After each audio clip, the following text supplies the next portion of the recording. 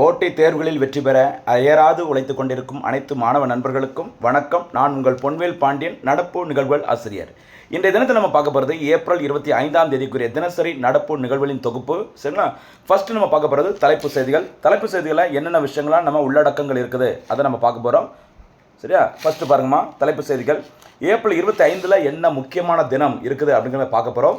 அதுக்கப்புறம் இன்றைக்கி நியூஸ் பேப்பரில் வந்த முக்கியமான ஒரு சட்டம், வங்கிகள் முறைப்படுத்துதல் சட்டம். சரி, பேங்கிங் ரெகுலேஷன் ஆக்ட் 1949 எதுக்கு அது ரீசனாக நியூஸில் வந்திருக்குது அப்படின்னு பார்த்தீங்கன்னா, பேடிஎம் பேமெண்ட்ஸ் வங்கியின் உரிமம் ரத்து செய்யப்பட்டுள்ளது. என்ன பின்னணி அப்படிங்கிறத லைட்டாக பார்க்க போகிறோம். அதுக்கப்புறம் முக்கியமான ஒரு விளையாட்டு செய்தி பாருங்க, தாமஸ் கோப்பை மற்றும் உப்பர் கோப்பை. சரியா? ரீசெண்டாக டென்மார்க் நாட்டில் தொடங்கி இருக்குது. இது எந்த விளையாட்டுடன் தொடர்புடையது அதை பார்க்க போகிறோம். அதை பார்த்துட்டு அப்படியே இந்தியா மற்றும் நியூசிலாந்து இடையே தடையற்ற வர்த்தக ஒப்பந்தம், சரியா, ஏப்ரல் 29ஆம் தேதியில் கையெழுத்தாக போகுது. கையெழுத்தானதுக்கப்புறம் ஃபுல் டீட்டெயிலாக பார்த்துக்கலாம். இப்போதைக்கு ஜஸ்ட் ஒன் லைனில் இதை தெரிஞ்சுக்கோங்க. அடுத்து இன்னைக்கு நியூஸ் பேப்பரில் வந்த முக்கியமான ஒரு செய்தி, இந்தியாவில் கருக்கலைப்பு சட்டம். சரியா? ஓகேவா? ஞாபகம், 7 மாதங்கள் ஆன ஒரு சிறுமிக்கு கருக்கலைப்பு செய்வதற்கு உச்சநீதிமன்றம் அனுமதி வழங்கியிருக்கிறாங்க.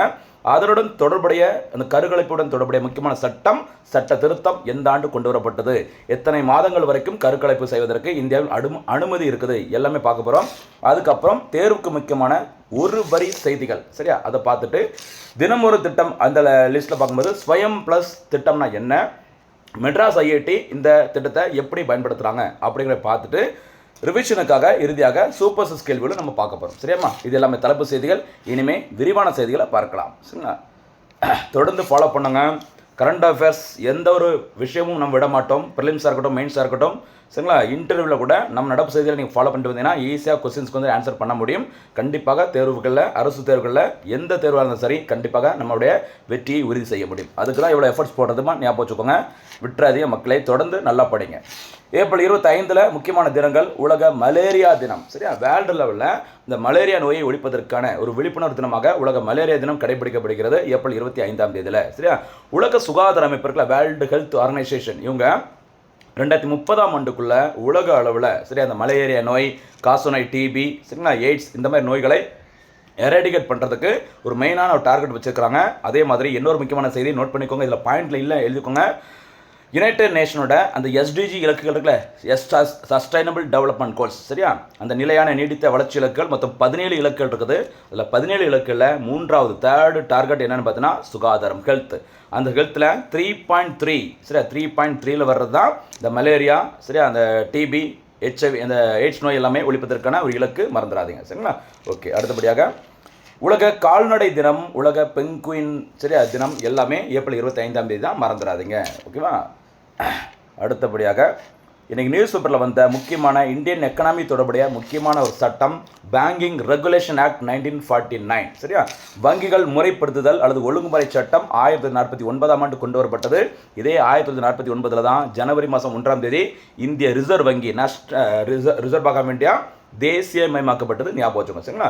இந்த வங்கிகள் முறைப்படுத்தல் சட்டம் 1949 என்பது இந்தியாவில் உள்ள அனைத்து வணிக மற்றும் கூட்டுறவு வங்கிகளின், சரி, எல்லா கமர்ஷியல் அண்ட் கோஆபரேட்டிவ் பேங்கோட, சரி, செயல்பாடுகளை கட்டுப்படுத்தும் முக்கியமான சட்டமாகும். இந்த சட்டம் எப்போது முதல் நடைமுறைக்கு வந்தது அதை பாருங்க.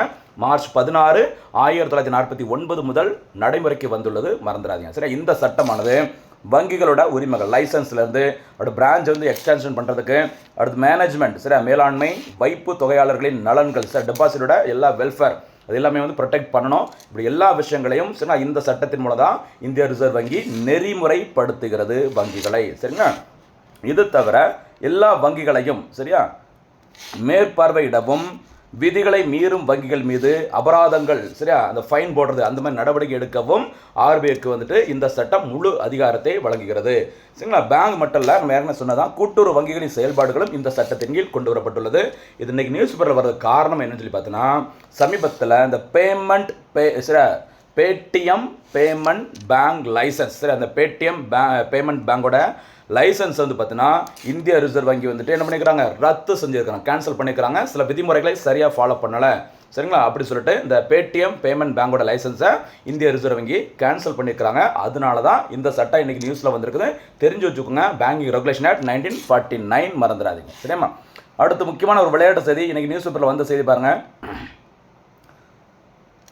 தாமஸ் கோப்பை மற்றும் உபர் கோப்பை, சரி, அந்த தாமஸ் கோப்பை, உபர் கோப்பை ரெண்டுமே பார்த்தீங்கன்னா வேர்ல்டு லெவலில் ரொம்ப ரொம்ப மதிப்பு பெற்ற சரியா மதிப்புமிக்க பேட்மிண்டன் போட்டி சரி இறகு பந்து போட்டி சரியா. இதில் இந்த தாமஸ் கோப்பை அப்படிங்கிறது பார்த்தீங்கன்னா ஆடவர் அணிகளுக்கான அந்த உலக சாம்பியன்ஷிப் போட்டின்னு சொல்லுவாங்க சரியா.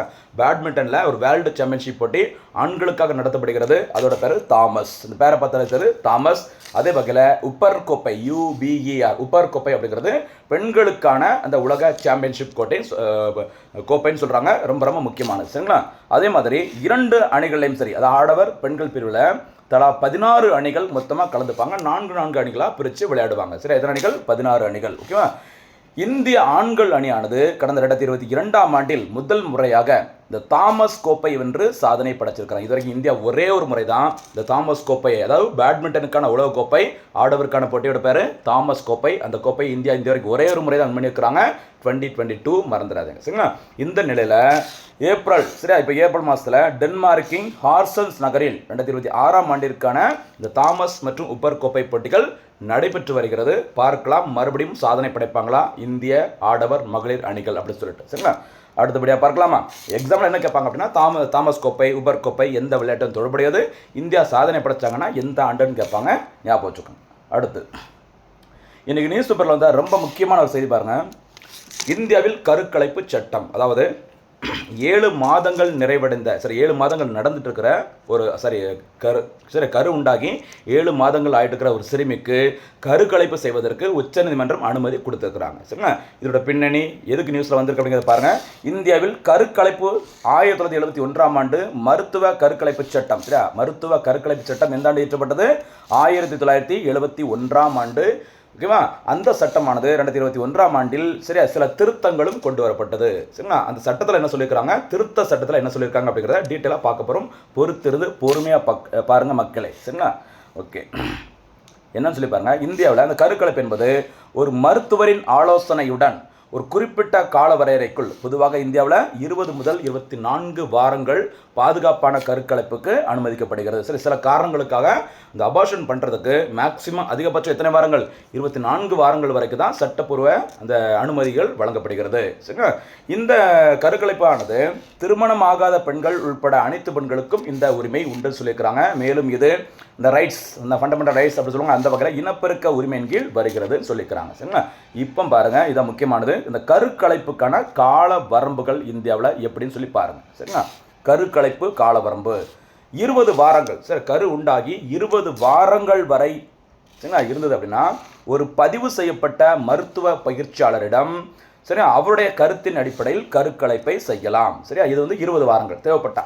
அடுத்து 20 முதல் 24 வாரங்கள் வரை இருந்தாங்க அப்படின்னா ஒரு சில குறிப்பிட்ட பிரிவினருக்கு, அதாவது பாலியல் வன்கொடுமைக்கு உள்ளானவர்கள், மாற்றுத்திறனாளிகள், திருமண நிலை மாற்றப்பட்டவர்கள், விவாகரத்து, விதவை சரியா, இந்த பிரிவினர்களுக்கு 2 மருத்துவர்களின் கருத்து அவசியம். அதாவது அபார்ஷன் பண்ணுறதுக்கு சரியா 20 24 வாரங்கள் சரி தாண்டிய சில குறிப்பிட்ட பிரிவினருக்கு அபார்ஷன் பண்ணுறதுக்கு 2 மருத்துவர்களின் கருத்துக்கள் அவசியம். ஃபஸ்ட்டு சொன்னது 20 வாரங்கள் வரை ஒரு மருத்துவரோட ஆலோசனை போதும் சரி. செகண்டில் 20 to 24 வீக்னு பார்த்தீங்கன்னா 2 டாக்டரோட அந்த கருத்துக்கள் அவசியம் அப்படி சொல்லியிருக்கிறாங்க. அதுக்கப்புறம் 24 வாரங்களுக்கு மேல் சரி 24 வாரங்களுக்கு மேல் கிட்டத்தட்ட எத்தனை நாளுமா 6 வாரங்களுக்கு 6 மாதங்களுக்கு மேலாக சரிங்களா 24 வாரங்களுக்கு மேல் கருவில் உள்ள குழந்தைக்கு கடுமையான பாதிப்புகள், ஏதாச்சும் ஒரு நோய் தொற்று பாதிப்புகள் இருந்தால் மாநில அளவிலான மருத்துவ வாரியம் போர்டு சரியா மருத்துவ வாரியத்தின் பரிந்துரையின் பெயரில் மட்டுமே அனுமதிக்கப்படும் சரிங்களா. இது ஒரு செய்தி சொல்லிக்கிறாங்கன்னா இந்த 3 பிரிவாக பிரிச்சுக்கிறாங்க. 20 வாரம், அதுக்குள்ள 20 24 வாரம், 24 வாரத்திற்கு மேலாக யாருடைய அனுமதி இருந்தால் மட்டும்தான் அபார்ஷன் பண்ண முடியும்னு சொல்லியிருக்கிறாங்க. கொஞ்சம் பார்த்துக்கோங்க சரிங்களா. அடுத்து இந்தியாவில் கருக்கலைப்பு திருத்த சட்டம் 2021. இது வரைக்கும் நம்ம மேலே பார்த்தது எல்லாமே 1971 சட்டத்தின்படி. இதில் கருக்கலைப்பு திருத்த சட்டம் அதில் என்ன சொல்லியிருக்கான்னு சொல்லி பாருங்க. கருத்தடை முறை தோல்வி அடைதல் சரியா. இந்த கருத்தடை முறை வந்து தோல்வி அடைந்தால் ஓகேவா அவங்க வந்து கருக்கலைப்பு செஞ்சுக்கலாம்னு சொல்லியிருக்கிறாங்க இந்த திருத்த சட்டத்தின்படி. அடுத்து தாயின் உயிருக்கு கரு உண்டான பிறகு அந்த குழந்தை உள்ள இருக்கிற குழந்தையின் காரணமாக தாயின் உயிருக்கு ஏதாச்சும் ஒரு ஆபத்து அல்லது உடல் மற்றும் மன ஆரோக்கியத்திற்கு ஆபத்து ஏற்பட்டதுன்னா மற்றும் கருவில் உள்ள குழந்தைக்கு கடுமையான பிறப்பு உறுப்பு குறைபாடுகள் இருந்தால் ஓகேவா கருக்கலைப்பு செய்யலாம் அப்படின்னு சொல்லிட்டு 2021ஆம் ஆண்டில் கொண்டு வரப்பட்ட அந்த கருக்கலைப்பு திருத்த சட்டத்தில் சொல்லியிருக்கிறாங்க. ரொம்ப முக்கியமானதுமா ஹெல்த்தில் இது ரொம்ப முக்கியமானது, நோட் பண்ணிக்கோங்க. அடுத்து தேர்வுக்கு முக்கியமான ஒரு வரி செய்திகள்.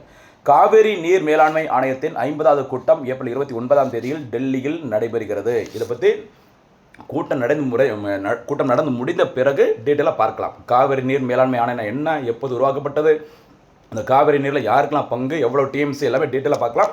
ஜஸ்ட் இப்போ ஒரு லைனில் தெரிஞ்சுக்கோங்க, ஃபாலோ பண்ணிட்டு வாங்க. கண்டிப்பாக டீட்டெயிலாக நம்ம பார்க்க போகிறோம். அடுத்து தனியார் பள்ளிகளுக்கான அங்கீகார வரையறை 5 ஆண்டுகளாக உயர்வு. பொதுவாக அரசின் கண்ட்ரோலில் கட்டுப்பாட்டுகளில் இருக்கிற தனியார் பள்ளிகளுக்கான அங்கீகாரம்ங்கிறது 3 ஆண்டுகள். அதுக்கப்புறம் அவங்க என்ன பண்ணணும், ரெனுவல் பண்ணணும். 3 ஆண்டுகள் என்பது தற்போது 5 ஆண்டுகளாக உயர்த்தப்பட்டுள்ளது. நோட் பண்ணிக்கோங்க, இதுவும் ரொம்ப ரொம்ப முக்கியமானது. அடுத்து சரியா, திட்டங்களுக்கு நம்ம எப்போவுமே முக்கியத்துவம் கொடுப்போம். அந்த வகையில் ஸ்வயம் ப்ளஸ் அப்படிங்கிற ஒரு திட்டம். சரி, ஸ்வயம் ப்ளஸ் இது மத்திய அரசினால் பிப்ரவரி 27, 2024 அன்று தொடங்கப்பட்டது. இதனுடைய நோக்கம் என்னன்னு சொல்லி பாருங்கள். உயர்கல்வி, ஹையர் எஜுகேஷன், மாணவர்கள் மற்றும் பணிபுரிவர்களின் வேலை வாய்ப்பை மேம்படுத்தும் வகையில் முக்கியமான தொழில் துறைகளுடன் இணைந்து, சில தொழில்துறைனா எல்என்டி, இந்த லாசன் அண்ட் டப்ரன் சொல்லுவாங்களா, அது மைக்ரோசாஃப்ட், சரி, ஆகிய நிறுவனங்களுடன் இணைந்து இந்த தளம் உருவாக்கப்பட்டுள்ளது. சரி, இதோட சிறப்பம்சம் என்னன்னு சொல்லி பாருங்கள். ரொம்ப முக்கியமானது இந்த பாயிண்ட் தான். சிறப்பம்சம், ஸ்வயம் ப்ளஸோட சிறப்பம்சம், இது இந்திய தேசிய கல்விக் கொள்கை, சரியா, 2020 ஜூலை 29 வெளியிடப்பட்டது. அந்த தேசிய கல்விக் கொள்கை 2020 கீழ் ஐஐடி மெட்ராஸ், சரியா, 1959ஆம் ஆண்டில் உருவாக்கப்பட்ட ஐஐடி மெட்ராஸ் மூலம் இயக்கப்படும் ஒரு மேம்படுத்தப்பட்ட தளமாகும். சரியா, இது மத்திய கல்வி அமைச்சகத்தின் முன்முயற்சியுடன் ஸ்வயம் பிளஸ் திட்டத்தின் கீழ் ஐஐடிஎம் தனது பிரவர்த்தக், சரியா, பிரவர்த்தக் தளத்தின் மூலம் எண்ம கற்றலை கடந்த 2 ஆண்டுகளாக நடத்தி வருகிறது. செயற்கை நுண்ணறிவு பிரிவில் நிறைய மாணவர்களை புதுசாக சேர்க்க போகிறோம் அப்படின்னு சொல்லிட்டு மெட்ராஸ் ஐஐடி இன்னைக்கு அறிவிச்சிருக்கிறாங்க. எந்த திட்டத்தின் கீழ்? ஸ்வயம் ப்ளஸ் அப்படிங்கிற ஒரு சூப்பரான திட்டத்தின் கீழ். இந்த திட்டம் எப்போது தொடங்கப்பட்டது, என்ன நோக்கம் அப்படிங்கிறத கிளியராக பார்த்துக்கோங்க. எந்த தேசிய கல்விக் கொள்கையின் கீழ் இது உருவாக்கப்பட்டுள்ளது? 3வது தேசிய கல்விக் கொள்கை 2020, மறந்துடாதீங்க, ரொம்ப ரொம்ப முக்கியமானது. முதல் தேசிய கல்விக் கொள்கை 1968, சரி, first national education policy 1968, second national education policy இந்த 68 மாற்றி போட்டால் 86, தேர்டு நியூ எஜுகேஷன் பாலிசி 2020, மறந்துடாதீங்க, ரொம்ப ரொம்ப முக்கியமானது. சரியாம்மா? அடுத்தபடியாக இன்றைய தினத்திற்கான சூப்பர் 6 கேள்விகள். முதல் சூப்பர் 6 கேள்வி, உலக மலேரியா தினம் எப்போது கடைபிடிக்கப்படுகிறது? 2வது சூப்பர் 6 கேள்வி, மலேரியாவை ஒழிப்பதற்கான இலக்கு ஆண்டு எது? வங்கி ஒழுங்குமுறை சட்டம் எப்போது இயற்றப்பட்டது? முடிஞ்ச டேட்டோட அது எப்போது நடைமுறைக்கு வந்ததுங்க சொல்லுங்கள். 4வது சூப்பர் 6 கேள்வி, தாமஸ் மற்றும் உப்பர் கோப்பை எந்த விளையாட்டுடன் தொடர்புடையது? 5வது சூப்பர் 6 கேள்வி, ஸ்வயம் பிளஸ் திட்டம் எப்போது தொடங்கப்பட்டது? 6வது மற்றும் இறுதி சூப்பர் 6 கேள்வி, இந்தியாவில் மருத்துவ கருக்கலைப்பு சட்டம் எப்போது இயற்றப்பட்டது மற்றும் எந்த ஆண்டு திருத்தப்பட்டது? இதற்கான பதில்களை சூப்பராக முழு வீடியோ பார்த்துட்டு நம்ம கேள்விகளை, சரிங்களா, அந்த கேள்விக்கான பதில்களை கமெண்ட்டில் சொல்லுங்கள். தேர்வில் வெற்றி பெறுங்கள். நம்மளுடைய ஹார்ட் ஒர்க் பிடிச்சிருந்தா அப்படின்னா, எஃபர்ட்ஸ் பிடிச்சிருந்தா அப்படின்னா, ஓகேவா, நம்ம சேனலை சப்ஸ்கிரைப் பண்ணி வச்சுக்கோங்க, லைக் பண்ணுங்கள். கேட்குற போனஸ் கேள்விகள், சூப்பர் 6 கேள்விகள் எல்லாருக்கும் சூப்பராக பதில் சொல்லுங்கள், ரிவிஷன் பண்ணுங்கள். தேர்வில் வெற்றி பெறுங்கள். மீண்டும் சந்திக்கலாம். நன்றி, வணக்கம்.